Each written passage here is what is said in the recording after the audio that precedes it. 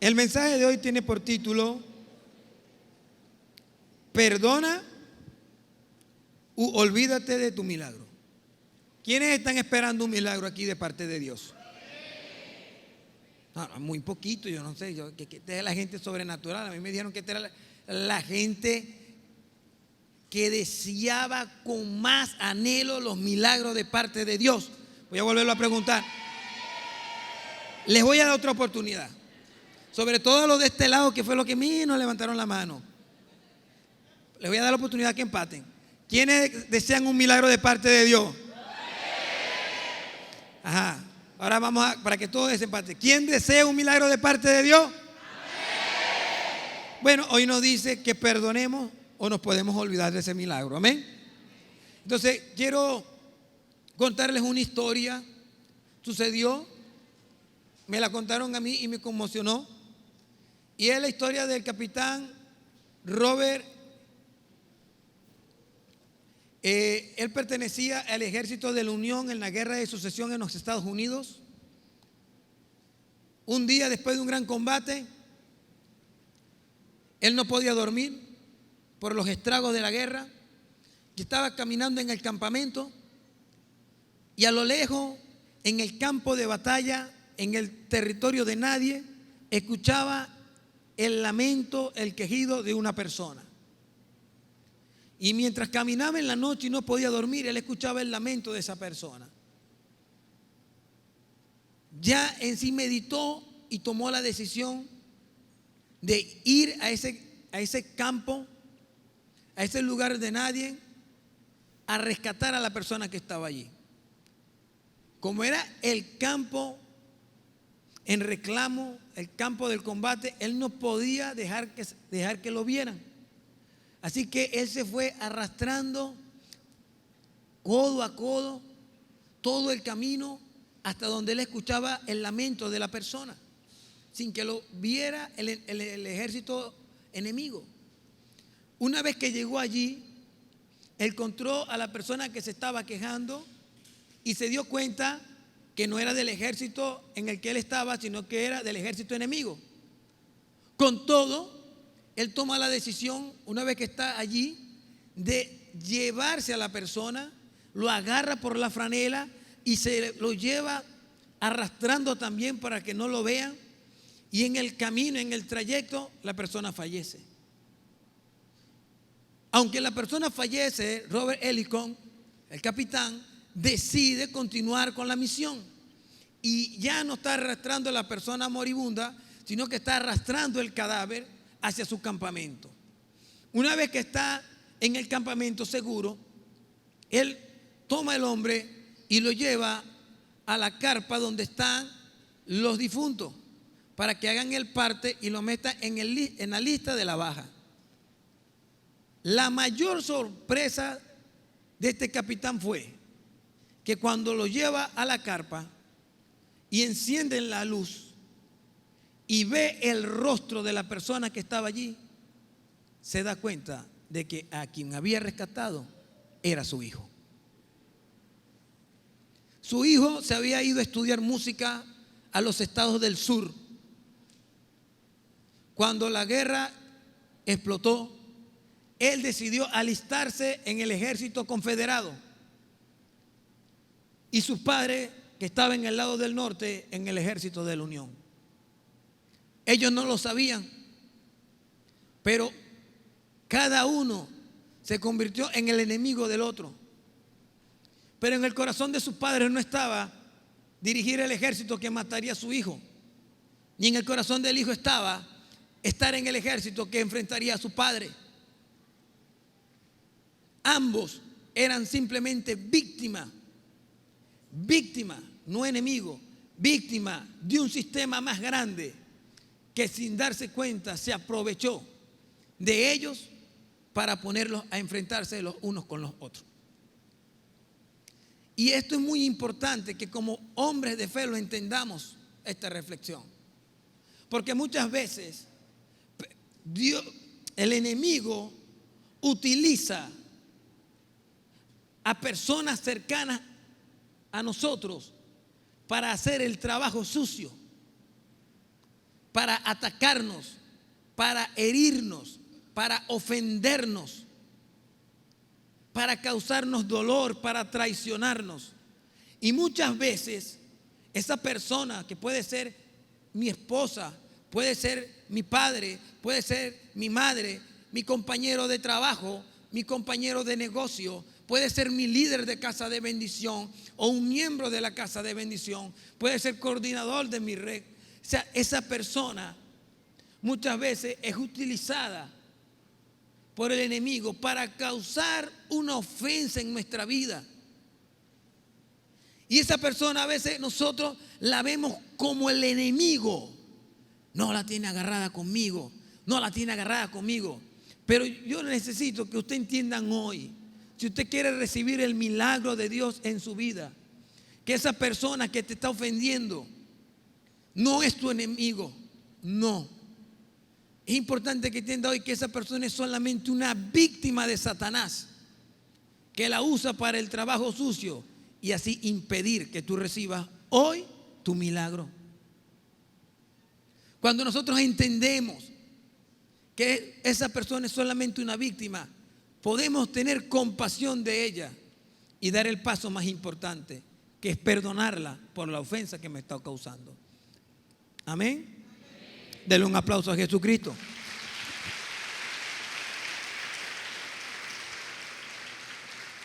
Ahora bien, es muy importante para el desarrollo de la prédica que uno entienda algo muy valioso. Y es que la llave para tu milagro, ese milagro que tú estás esperando, la que puede abrir esa puerta, se llama el perdón. Se llama el perdón. Muchos milagros están paralizados en el cuerpo de Cristo. Es por no perdonar la ofensa que hemos recibido. Estamos esperando un milagro de transformación en nuestras familias. Estamos esperando un milagro de transformación en nuestra economía. Estamos esperando un milagro en nuestro cuerpo. Estamos esperando un milagro en el ministerio, pero está paralizado. A veces yo he escuchado a muchos hermanos: no, Dios me está procesando. Dios no tiene necesidad de procesar a un hijo obediente. Imagínense, ¿quiénes somos padres aquí? Levantar la mano. Yo tengo 3. Mira, es muy difícil que yo llegue del trabajo a mi casa, preste atención aquí, y yo entre y yo encuentro a mi hijo en la tablet, investigando en Google, en un libro, con un cuaderno a su lado, haciendo la tarea. Y yo, ay, caramba. Y yo vengo y le pregunto: ¿qué estás haciendo, hijo? No, papá, estoy investigando. Wow, ¿tienes examen mañana? No, tengo examen el lunes, pero me estoy preparando ahorita. Perro. Está bien. Está bien, hijo, está bien, bueno. Hijo, ¿y quién fregó los corotos? Yo, papá, yo los fregué antes de poner a estudiar. Ay, y me asoma el cuarto. Hijo, sí, papá, yo acomodé el cuarto. Ay, caramba. Hijo, sí, papá, yo también hice eso. Y entonces él está en plena obediencia, está haciendo todo lo que como padre quiero. Y entonces yo vengo y me quite la correa porque quiera enseñarle algo y lo quiera meter en un proceso y le pegue. Usted como padre no haría eso con su hijo. Entonces, ¿por qué hay cristiano que dice: Dios me está enseñando algo, estoy en este proceso? ¿Tiene necesidad nuestro Padre Celestial si estamos siendo obedientes en todo? Hijo, ¿estás diezmando? Sí, papá, estoy diezmando. Hijo, ¿estás haciendo casa de bendición? Sí, papá, estoy haciendo casa de bendición. Hijo, ¿estás honrando a tus padres? Sí, estoy honrando a tus padres. Hijo, ¿estás honrando a la autoridad de la iglesia? Sí, papá, estoy honrando a la autoridad de la iglesia. Hijo, ¿te estás sirviendo? Sí, pero yo estoy asistiendo a todos los servicios. Hijo, ¿estás en la academia de obreros, de líderes? Sí, estoy en la academia de líderes. Hijo, ¿estás ayudando al necesitado? Sí, estoy ayudando al necesitado. ¿Qué necesidad tiene un Padre Celestial de meterte en un proceso a ti para llevarte a otro nivel si tú estás en obediencia, en obediencia, en obediencia, en obediencia? Yo no tengo necesidad de meter en un proceso a mi hijo mayor o a mis hijas para que vayan a otro nivel si todos lo están haciendo bien. ¿Ok? ¿Amén aquí? Qué bueno que entienda. Denle un aplauso a Jesucristo.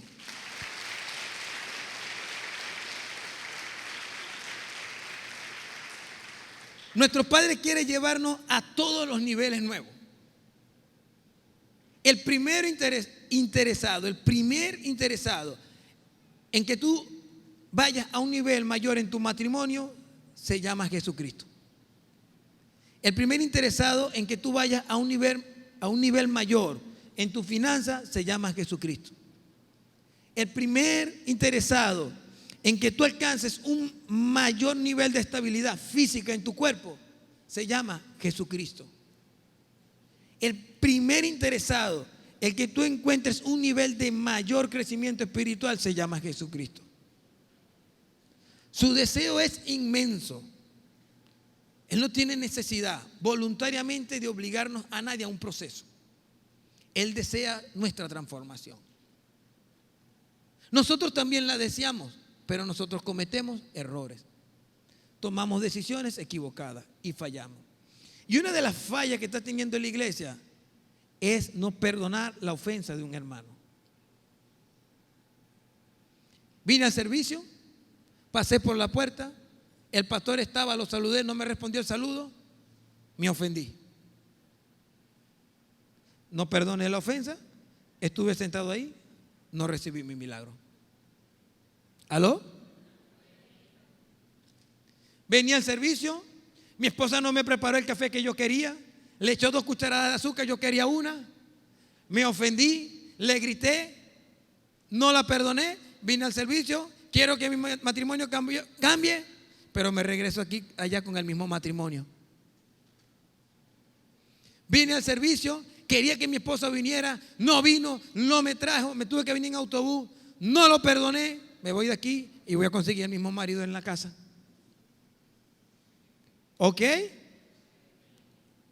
Quiero un cambio económico en mi vida. Vine aquí, no me dieron el diezmo, no me gustó como lo pidieron, me ofendí, no lo entregué. Sigo teniendo mi mismo empleo, mi mismo negocio allá en la casa. La ofensa es la herramienta que ha utilizado Satanás desde el principio para mantenernos a nosotros apartados del milagro que Dios tiene para nuestra vida.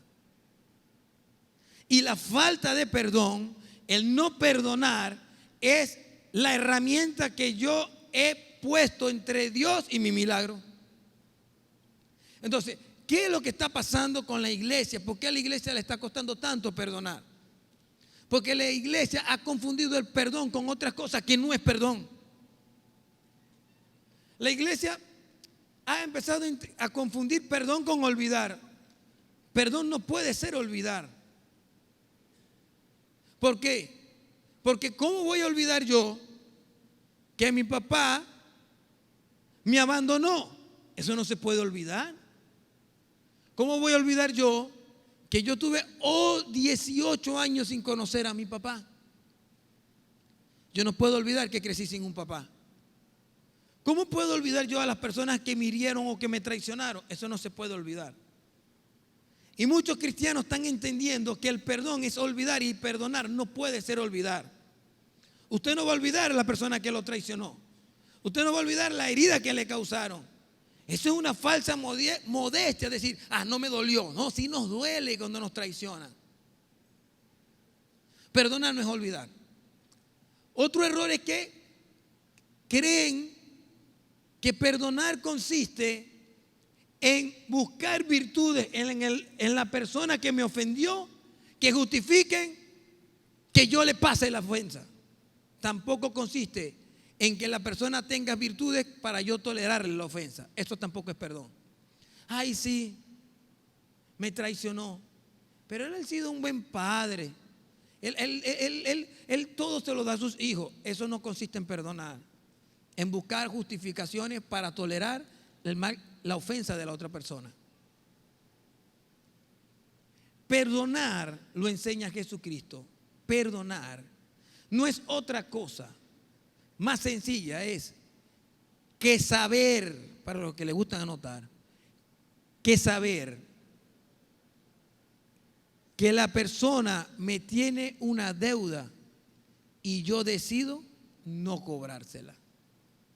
Perdonar es saber que la persona que me ofendió me tiene una deuda, pero que yo, aunque no tiene las virtudes necesarias, aunque yo no me he olvidado del problema, yo tomo la decisión de no cobrarle la deuda.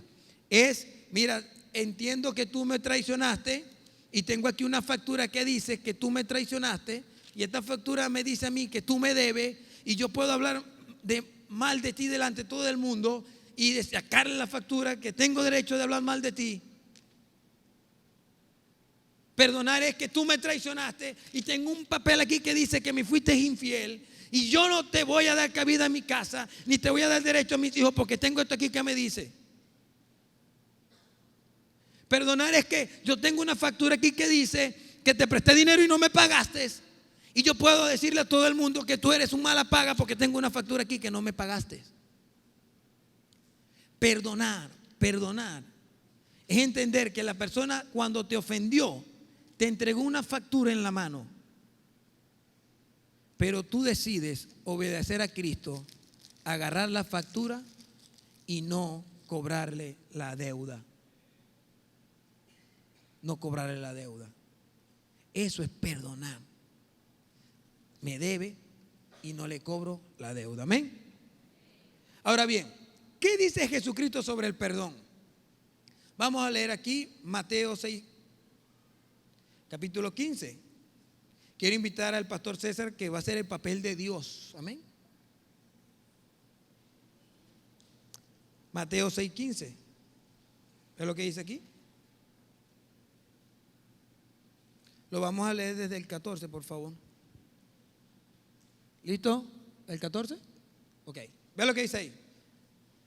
Porque si perdonáis a los hombres sus ofensas, os perdonará también a vosotros vuestro Padre Celestial. Mas si no perdonáis a los hombres sus ofensas, tampoco vuestro Padre os perdonará vuestras ofensas. Amén. Ahora vamos a leerlo todos juntos. Porque si perdonáis a los hombres sus ofensas, os perdonará también a vosotros vuestro Padre Celestial. Mas si no perdonáis a los hombres sus ofensas, tampoco vuestro Padre os perdonará vuestras ofensas. Amén. Entonces, si el perdón es saber que la persona me tiene una cuenta y yo decido no cobrársela, Jesucristo está dando aquí una enseñanza fundamental. Una enseñanza que todos los cristianos debemos saber.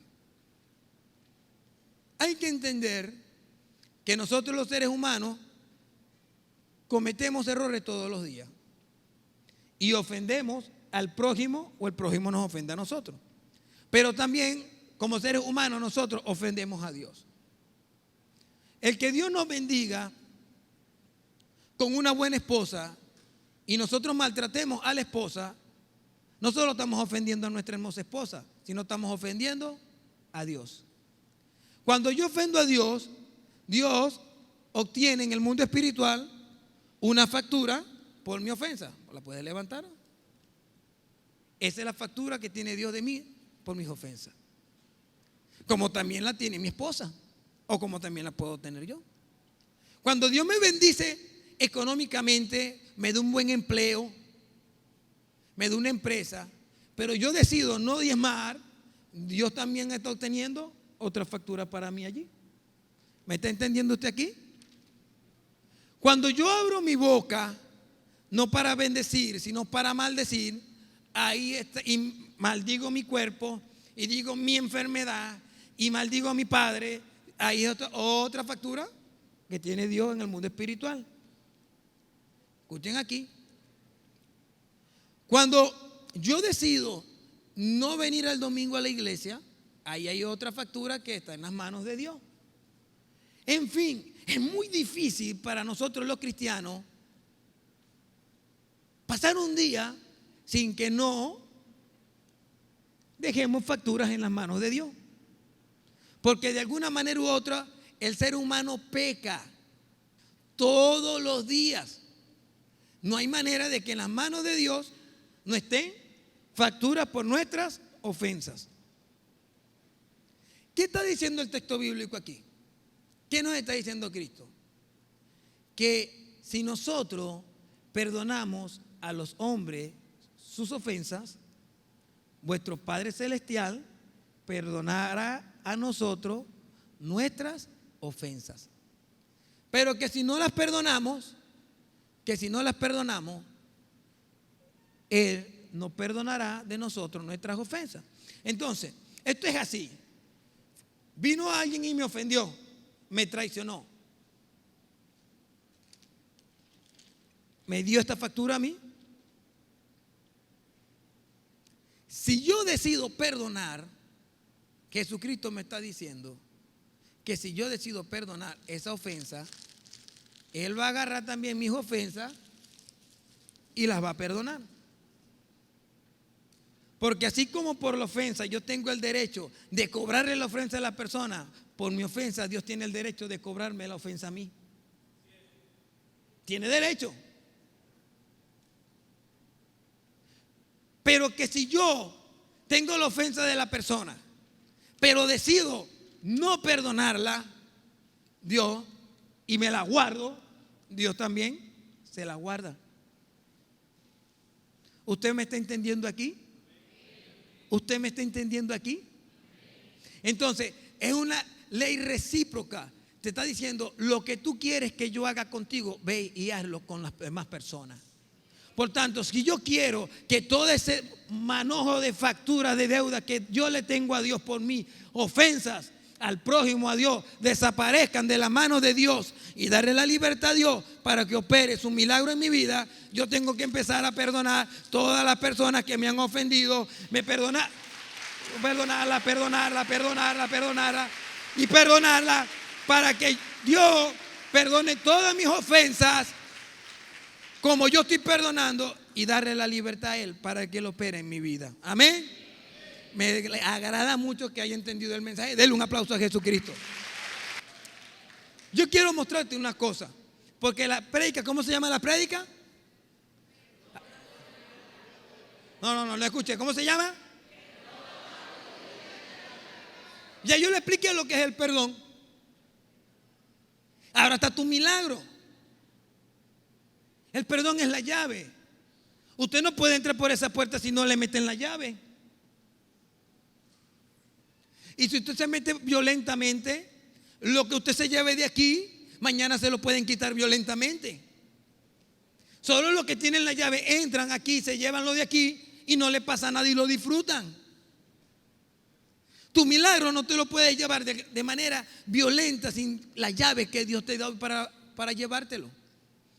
Ahora, yo te quiero mostrar dos ejemplos bíblicos, porque la Biblia es el mejor manual de todos. Ahí está todo. Yo te voy a mostrar un ejemplo de una persona o de unas personas que a causa de que se ofendieron, no pudieron recibir el milagro de Dios. Pero te voy a dar un ejemplo de una persona que a pesar de que si la ofendieron en reiteradas oportunidades, se llevó el milagro de Dios para su casa.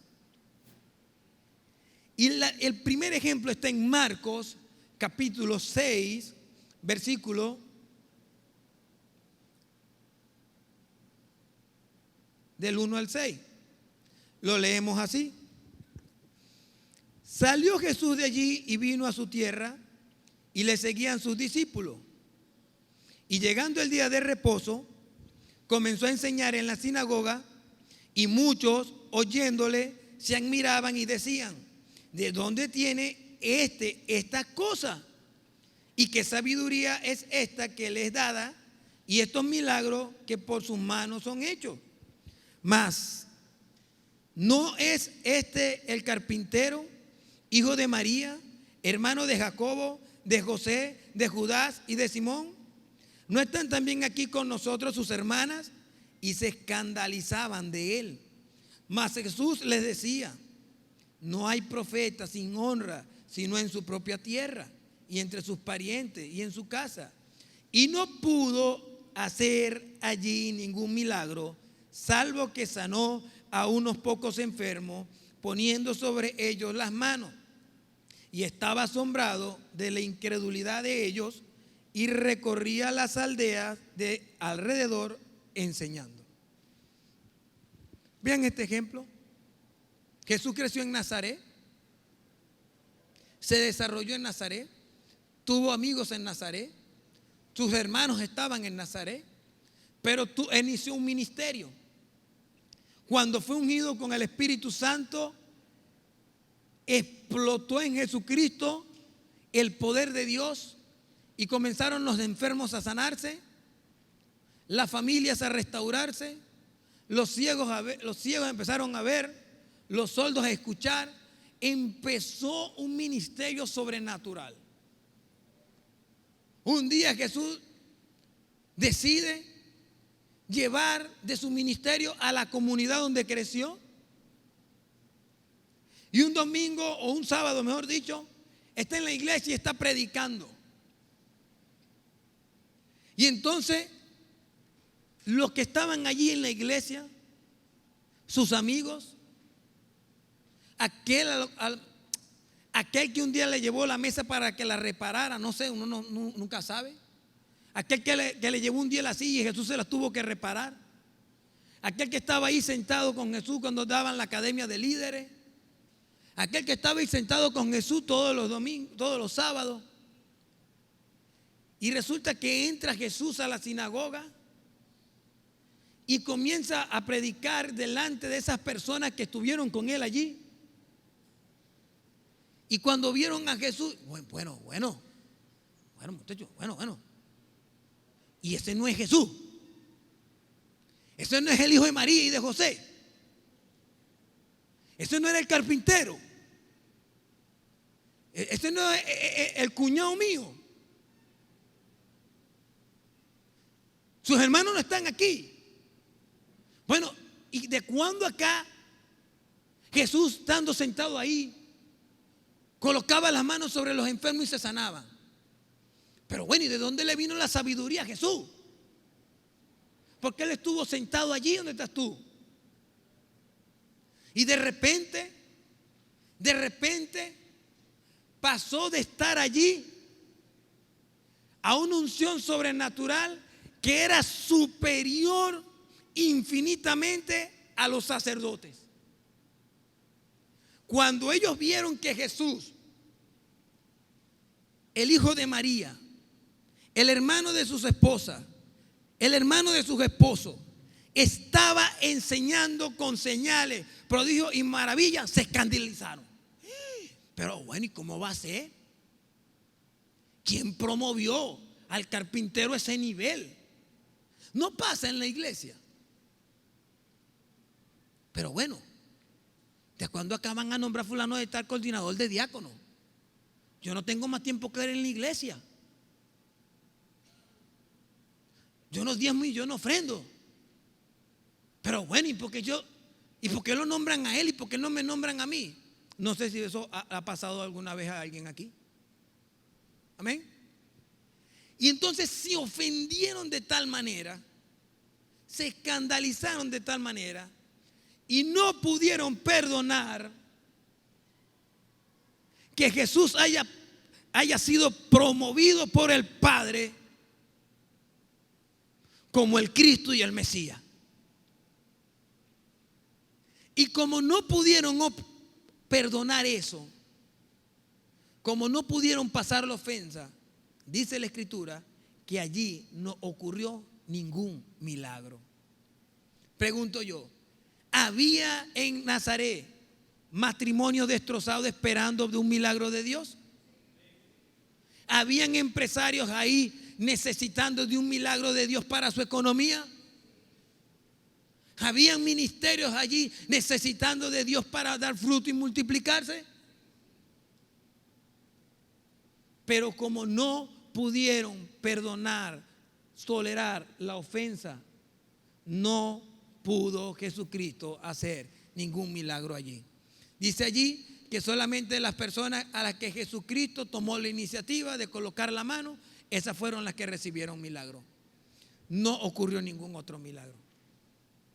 Dice allí que las personas que no pudieron tolerar la ofensa, fueron tomadas por incrédulos. Entonces, el no perdonar la ofensa es visto ante los ojos de Dios como un acto de incredulidad de su pueblo. Y para que sucedan los milagros es necesario de que haya fe. Porque sin fe es imposible agradar a Dios. Amén. Denle un aplauso a Jesús. Jesús, con todo el poder del cielo, no hacía milagros porque Él fuera Dios. Hacía milagros porque el Espíritu Santo estaba en Él. La razón por la que se sorprendieron, se ofendieron, fue porque cuando conocieron a Jesús antes de la unción, Jesús no oraba por los enfermos y se sanaban. Jesús no hablaba con tal sabiduría. Fue después del derramamiento del Espíritu Santo que inició el ministerio sobrenatural de Jesús. Puede suceder, ¿cómo no?, que de repente, como dice nuestra profeta, en un de repente de la vida, el Espíritu Santo viene sobre una persona aquí y es promovida por el Señor. Y se va a encontrar que esa persona de repente, promovida por el Señor, llegó aquí caminando con los zapatos rotos. Tú le tuviste que dar la cola. A lo mejor un día le diste por el pasaje, pero hoy se va con ese carro andando por ahí por el Señor. De repente.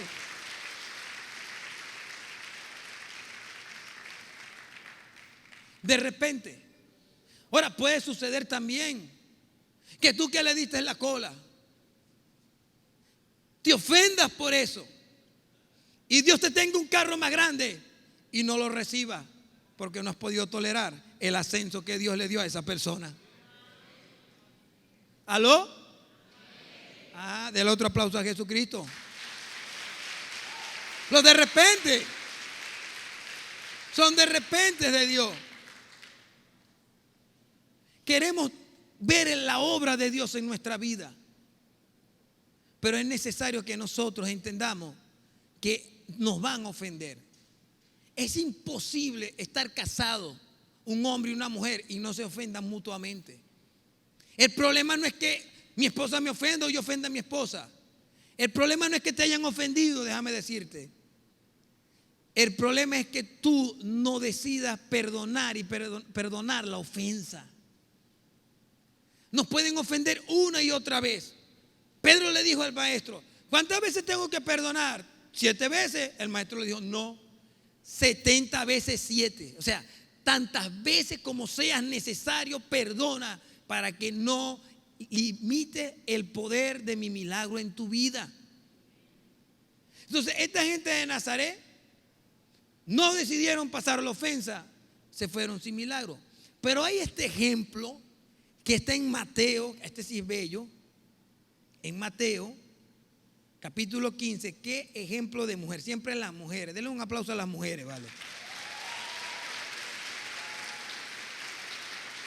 Siempre las mujeres. Yo no sé, ¿vale? Porque hay gente que quiere limitar el trabajo de las mujeres en la iglesia, pero siempre las mujeres. Vean esta mujer. Saliendo Jesús de allí, se fue a la región de Tiro y de Sidón.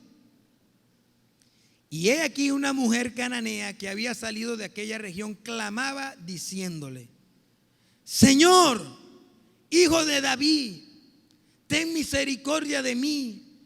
Mi hija es gravemente atormentada por un demonio. Pero Jesús no le respondió palabra. Entonces, acercándose sus discípulos, le rogaron diciendo: despídela, pues da voces tras nosotros. Él respondiendo dijo: no soy enviado sino a las ovejas perdidas de la casa de Israel. Entonces ella vino y se postró ante él, diciendo: Señor, socórreme. Respondiendo él, dijo: no está bien tomar el pan de los hijos y echarlo a los perrillos. Y ella dijo: sí, Señor, pero aún los perrillos comen de las migajas que caen de la mesa de sus amos.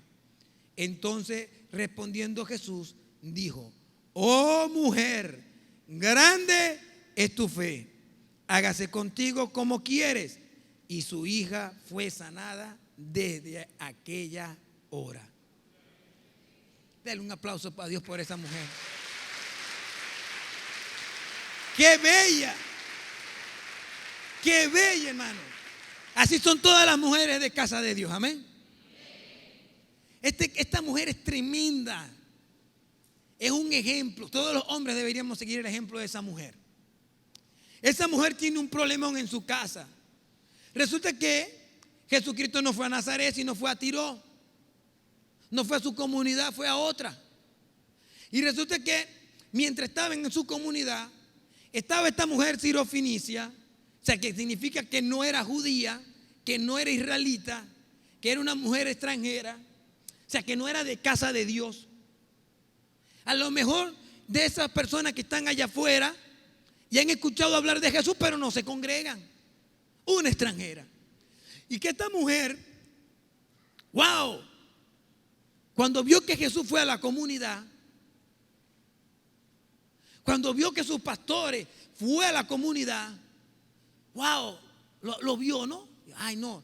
Y tenía un problema. Tenía una hija atormentada por un demonio. Esa mujer se fue a Jesucristo en lo que lo vio. Y en lo que se acercó a Jesucristo y le dijo: Señor, ten misericordia. Imagínate, clamado. ¿Usted lo que es un clamor? Señor, ten misericordia de mí. Mi hija está atormentada por un demonio. ¿Y tú sabes qué dice la Biblia que hizo Jesús? Pastor César, vuelve a hacer el papel de Cristo hoy. Vea, aprenda aquí para que usted vea que un milagro no es tan sencillo. Él es Cristo, está con tus discípulos. Yo soy la mujer sirofenicia, sigue caminando. Señor, Señor, ten misericordia de mí. Sigue. Dice que no le dio ni una palabra. No le dijo nada. Hay personas que a lo mejor vienen los pastores entrando por la puerta, ¿vale? Pensando en la prédica, pensando en a lo mejor en alguien que lo llamó, en algún problema familiar, ministerial. Y porque cuando se acercó el pastor y el pastor no lo saludó, sino que subió la escalera de una vez, o la pastora,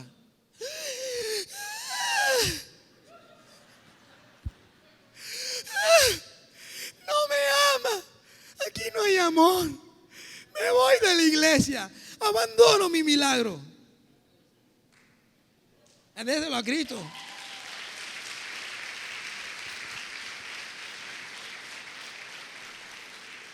Pero resulta, ven aquí, pastor,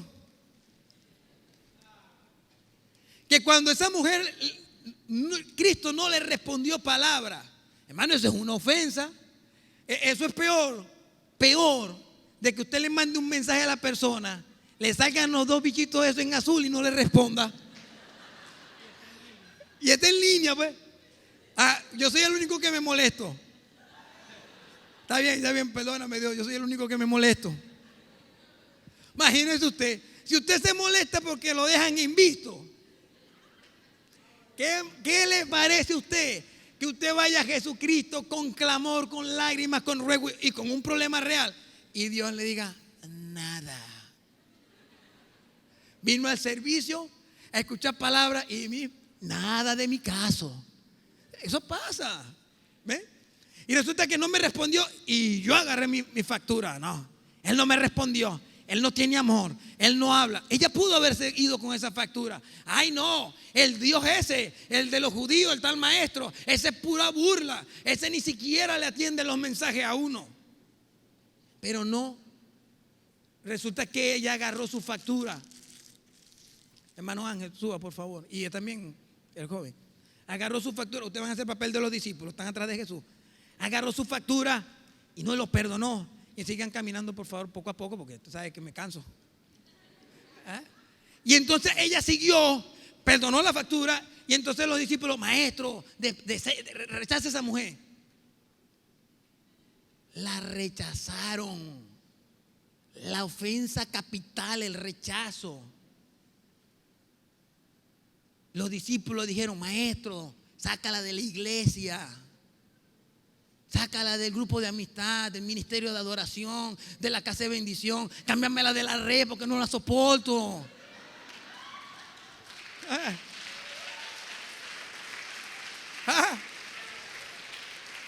Cámbiamela de la red. Pero la mujer no. ¿Usted qué hizo la mujer? Agarró la ofensa del rechazo y lo perdonó también.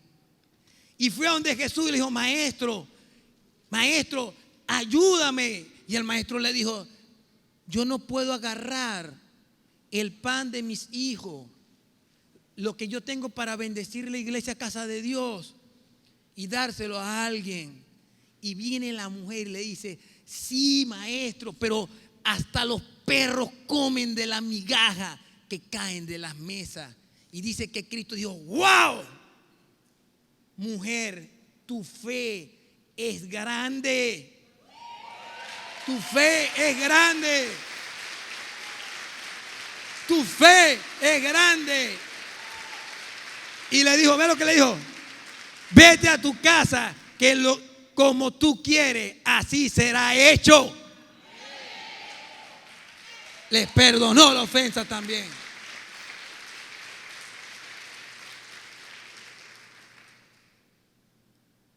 Quiero decirles algo. La ofensa es la herramienta, el bisturí puntual que tiene Satanás para impedir que tú no recibas tu milagro el día de hoy. Yo no sé quién te ofendió. Yo no sé quién te hirió. Yo no conozco tu vida íntima. A lo mejor ni los pastores Julio ni la pastora Vanessa conocen la vida íntima de ustedes. Podrán conocer su vida social, su vida pública. A lo mejor ni siquiera tu pareja o tus hijos saben la lucha interior que tú tienes. Pero Dios sí lo conoce. Y Dios quiere darte tu milagro. Dios quiere darte el milagro. Porque va a venir una persona extranjera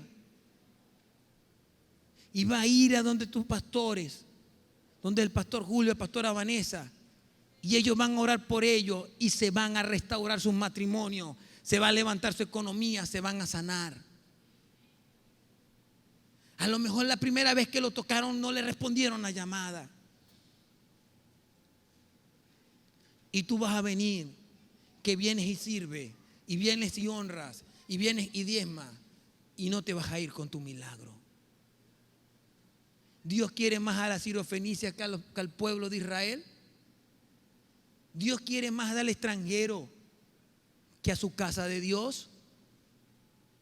Voy a volver a preguntar: ¿Dios quiere más al extranjero que a casa de Dios? Dios los ama a ustedes profundamente. Dios los ama a ustedes profundamente. ¿Saben algo? Yo soy un papá. Tengo 3 hijos. Uno de 13 años que me tiene de guachifita porque me salió cómico. Entonces hasta cuando lo regaño hace es un chiste. Tengo él. Tengo a la hembra de 10 años. Y eso es una líder en potencia. A donde yo la suelto y hace grupo. Y tengo a la chiquitica, la bordona, que sabe que no hay más y nos tiene totalmente sometidos. O sea, ya tiene 6 años y todavía la cargo. Entonces, ¿qué sucede? Es muy difícil, iglesia. Es muy difícil que yo llegue de trabajar a las 4 o 5 de la tarde y yo entre a la casa y abra la puerta y me encuentre a uno de mis hijos, a mis 3 hijos, allí estudiando, haciendo la tarea. Llegué un viernes y los veo estudiando. ¡Wow! Hoy es viernes. Hijo, ¿qué pasó? No, es que tengo examen el lunes. Y estudiando y leyendo. ¡Wow! Y voy a la cocina. ¡Wow! ¿Fregaron los corotos? Sí, papá, yo los fregué antes de ponerme a estudiar. Y subo al cuarto de las niñas y el niño. No, ya los ordenamos, papá. Y todo lo que yo le pregunte, todo lo que yo quiero de mis hijos, ellos me digan, ya lo estamos haciendo, papá, ya estamos en camino, ya lo vamos a lograr. ¿Qué padre que tiene un hijo que hace todo lo que su hijo quiere que haga va a agarrar una correa para que le haga caso? O si yo quiero que él haga otra cosa, voy a agarrar una correa o voy a impedirle algo para que lo logre. Más bien yo lo veo y le digo, bueno, hijo, no, que termine ahí, vamos a comernos unos helados porque se lo están ganando. Dios no necesita agarrar un hijo y meterlo en el proceso de un matrimonio desordenado, de un hijo descarrilado, de una empresa quebrada, de un ministerio infructífero para llevarte a otro nivel. Porque si tú estás haciéndole caso a Dios, tú estás diezmando, congregándote, asistiendo a la academia de líderes, honrando a tus pastores, honrando a tus padres, haciendo la ayuda a las personas de tu comunidad. Dios no te va a meter un proceso. Él voluntariamente va a agarrar como a Cristo por su obediencia. Te va a ungir y te va a llevar a otro nivel. Otro nivel. Ser cristiano es un desafío muy grande. Ser cristiano es un desafío enorme. Porque es saber que como a todos los seres humanos nos van a ofender. Vas a ir al trabajo y te van a ofender. Vas a ir al ministerio y te van a ofender. Alguien va a abrir la boca y va a decir algo que no te va a agradar.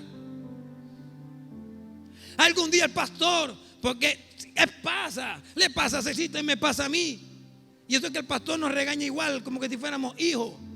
A veces me regaña y me pregunto, ¿esto lo hace conmigo? No, eso también lo hace con Cecita. Eso es normal. Uno tiene que aprender a pasar la ofensa. Porque estamos viniendo aquí y la idea es que tú vengas cada domingo y te vayas de aquí con un milagro. Tú no estás aquí para calentar esas bancas. Tú no estás aquí para que no pase nada en tu vida. Estamos aquí para irnos cada día con un milagro. Pero debemos perdonar la ofensa. Porque cuando tú entras aquí, tú sabes que tú ofendiste a tu esposa, a tu mamá. A lo mejor no llamaste a tu mamá, ya Dios tiene una ofensa ahí. Tú tienes una ofensa. Pero si tú quieres recibir tu milagro, tienes que agarrar todas esas ofensas que te tienen y perdonarlas y darle la libertad a Jesucristo de que haga lo que tú quieres. Como le dijo a la mujer, lo que tú quieres en tu vida. Dios quiere darte todas las cosas que tú quieras,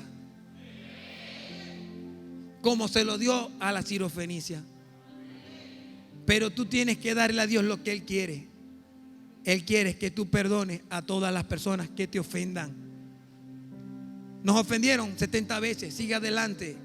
El único que sale beneficiado de perdonar somos nosotros mismos. Amén. Denle un aplauso a Jesucristo.